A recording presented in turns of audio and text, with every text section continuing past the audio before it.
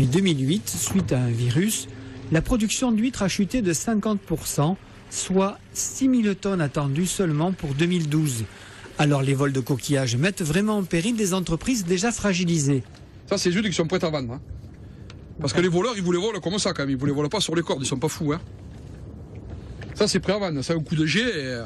D'ailleurs, ce que je vais faire, hein. Laver et emballer, voilà. Du coup, la gendarmerie déploie des moyens terrestres, nautiques et aériens. Elle procède à des contrôles de jour comme de nuit, à vocation préventive et dissuasive, afin d'éviter les larcins. Nous avons constaté cette année environ 25 vols d'huîtres contre 11 l'an dernier, donc une augmentation significative. Ce sont des vols qui vont de 300 kg à 1 tonne d'huîtres à la fois. 1 tonne représente 3 000 €. Et toutes les victimes ne portent pas plainte. Si les gendarmes ne désignent pas les auteurs possibles de ces vols, certains professionnels s'en chargent pour eux. C'est pas un plaisancier, hein. Quand on vous vole 300 kilos, il peut pas les vendre. Hein. Automatiquement, c'est un ostréiculteur. Hein.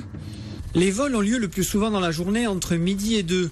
Un arrêté préfectoral interdit la navigation sur le bassin de Thau entre 18 h et 5 h du matin. La nuit, c'est trop risqué. Hein. Quand la journée, il n'y a personne. Le type, il vient dans une table, il vole les pochons, il voit le propriétaire arriver de loin, il reconnaît, regardez, moi j'ai un bateau rouge. Moi, si le type est dans ma table, il me voit arriver du mas. Hein. Que la nuit, quand il a des pochons la nuit...